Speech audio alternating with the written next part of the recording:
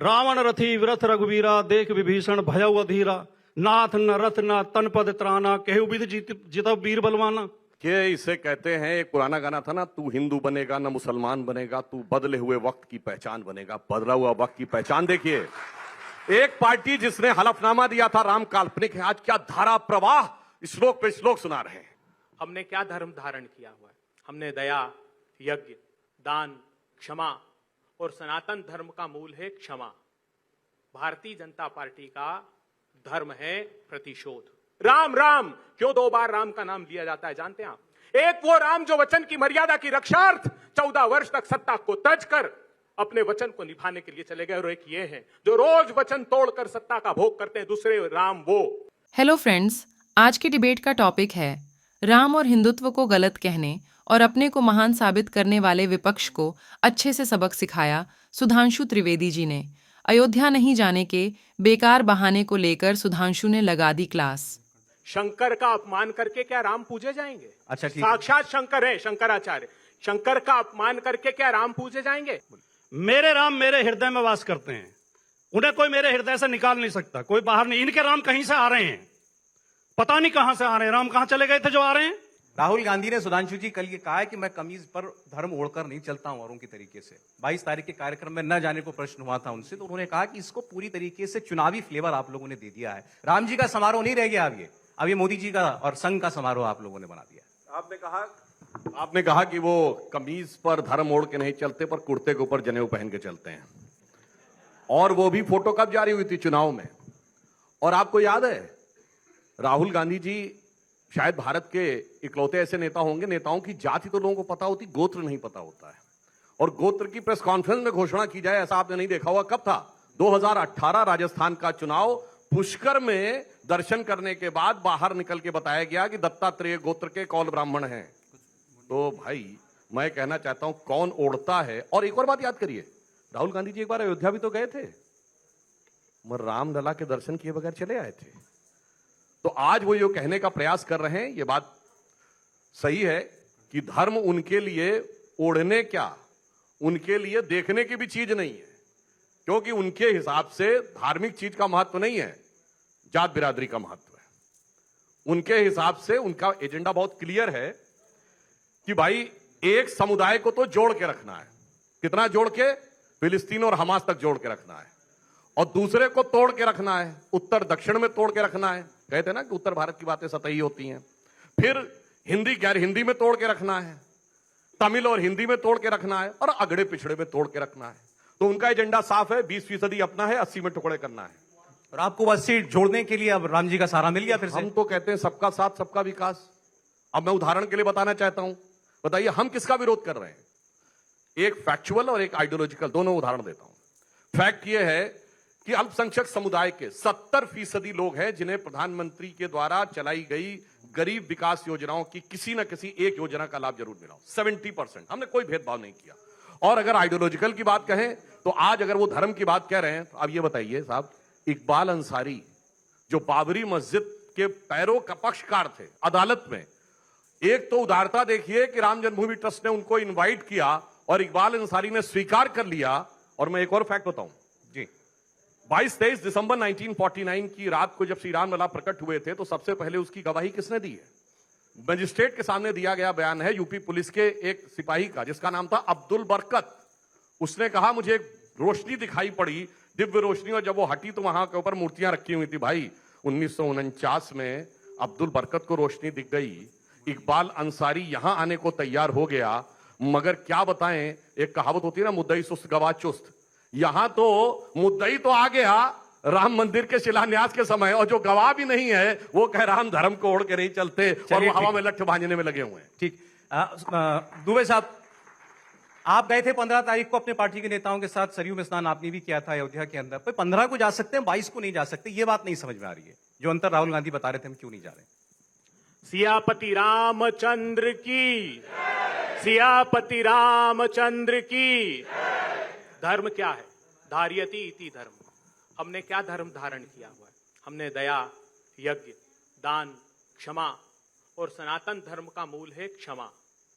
Bharatiya Janata party का धर्म है प्रतिशोध। आचार्य कौन? जिसने प्रस्थानत्रयी पर भाष्य किया, जिसने श्रीमद् भगवत गीता, ब्रह्मसूत्र, वेदांत पर भाष्य किया, वो आचार्य। सत्ताचार्य कौन? जिसने मोदी नामे पर भाष्य किया, जैसे अभी सुधांशु जी कर रहे थे, वो सत्ताचार्य। तो ये लड़ाई सत्ताचार्य बनाम धर्माचार्य की है, ये लड़ाई सनातन धर्म बनाम भारतीय जनता पार्टी की। और मैं नहीं कह रहा हूं, ये शंकराचार्य कह रहे हैं। शंकराचार्य कौन? जो साक्षात शंकर माने जाते हैं, चारों पीठ के शंकराचार्य। मुझे दुख हुआ कि इस बार भारतीय जनता पार्टी ने सांप्रदायिक ध्रुवीकरण से आगे बढ़कर सनातन धर्म के अंदर ध्रुवीकरण प्रारंभ कर दिया। सनातन धर्म के वैसे तो बहुत से संप्रदाय, मगर 5 प्रमुख संप्रदाय, वैष्णव, शैव, स्मार्त, शाक्त और वेदांत। प्रधानमंत्री जी, आपने कहा यह रामानंदियों का मंदिर है। इसका आशय क्या है कि बाकी के धर्माचारी, बाकी के धर्म का आचरण करने वाले लोगों को मंदिर से दूर कर दिया। अरे जाइए शंकराचार्यों की शरण में, क्षमा की याचना कीजिए, धर्म की प्रार्थना कीजिए और उनको ऊंचा सिंहासन दीजिए। मर्यादा पुरुषोत्तम राम के नगर अयोध्या, अयोध्या जानते हैं नाम क्यों पड़ा? जहां कभी युद्ध ना हुआ हो, जहां कभी वैमनस्य ना आ रहा हो, जहां कभी घृणा ना पलती हो। देहिक देविक भौतिकता पर राम राज नहीं कहु बियापा, सब नर करई परस्पर प्रीति, चले सर्व धर्म निरत श्रुत नीति। उस वक्त भी धर्म का जो सहअस्तित्व था, उसको भगवान श्री राम के राज्य में स्वीकारा गया था। राम राम क्यों 2 बार राम का नाम लिया जाता है जानते हैं आप? एक वो राम जो वचन की मर्यादा की रक्षार्थ 14 वर्ष तक सत्ता को तज कर अपने वचन को निभाने के लिए चले गए, और एक ये है जो रोज वचन तोड़कर सत्ता का भोग करते हैं। दूसरे राम वो जो अयोध्यापति राजा राम हैं, जो न्याय के प्रतीक हैं। हमको उम्मीद थी कि देश के प्रधानमंत्री जी अंतिम समय तक कम से कम हमारे शंकराचार्यों का अनुनय विनय करके उनको मना लेंगे। शंकराचार्य जाते तो आप जाते? शंकराचार्य जी जाएंगे, हम लोग भी जाएंगे, क्यों नहीं जाते? शंकराचार्य जी ने क्या कहा? ठीक है, उन्होंने कहा कि मंदिर अगर शरीर है तो उनका शिखर, शीश उनका शीश है, और जो मूर्ति स्थापित की जाती वो उसकी आत्मा है। तो बगैर शीख के, बगैर शीर्ष के कैसे आप प्राणवान हो सकते हैं? मैं आखिरी लेकिन शंकराचार्यों के स्टेटमेंट तो बाद में आए थे। आपकी पार्टी ने चिट्ठी जारी पहले कर दी थी कि हम नहीं जा रहे हैं। आपके टेलीविजन ने नहीं बताया, इसका अर्थ यह नहीं कि शंकराचार्य नहीं बोले थे, माफ कीजिएगा। मगर मैं पूछना चाहता हूं, रामलला जब आएंगे तो उनको क्या बताएंगे?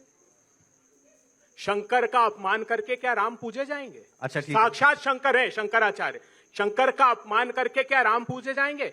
अर्ध निर्मित मंदिर में कैसे प्राण आ जाएंगे? ठीक है अभय जी, अर्ध निर्मित मंदिर है, शंकराचार्य नहीं जा रहे उनको। एक बार मैं जरा भाटी साहब का भी कमेंट आ जाए, फिर आप चर्चा खुल जाएगी, आप लोग एक दूसरे के सवालों का जवाब दीजिएगा।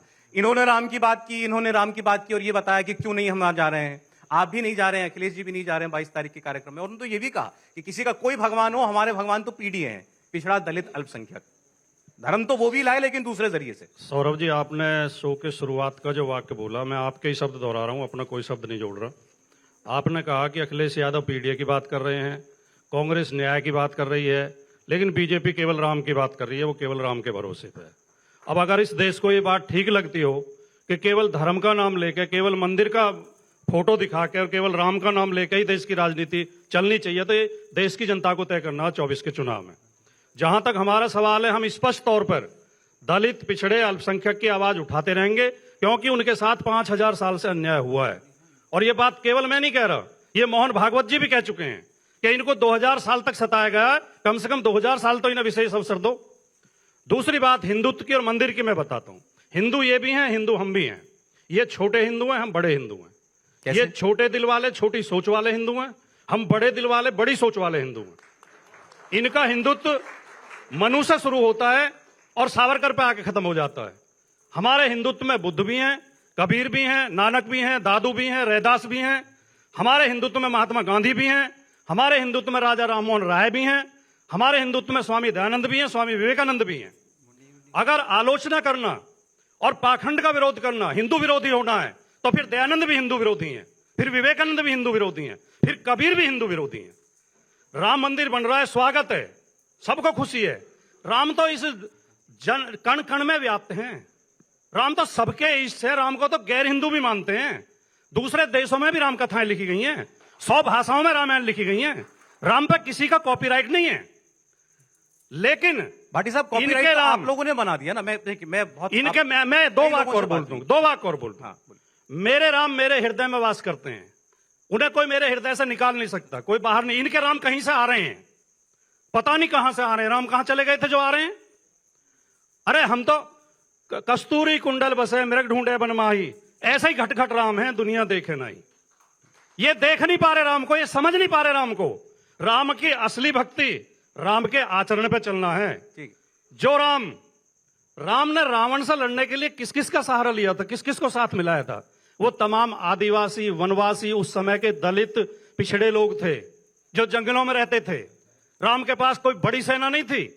और जब राम और रावण आमने सामने खड़े थे युद्ध के मैदान में, और विभीषण राम के साथ खड़े थे, रावण कितने घोड़े जुड़े हुए थे, 12 घोड़े थे शायद, उसके रथ पे सवार था, कवच कुंडल पूरा, उससे राम नंगे पैर नीचे खड़े थे धनुष मान लिए, तो विभीषण घबरा गए। गोस्वामी जी ने लिखा रामचरितमानस में, रावण रथी विरथ रघुवीरा, देख विभीषण भयउ अधीरा, नाथ न रथ न तन पद त्राना, केहु विधि जितब वीर बलवाना।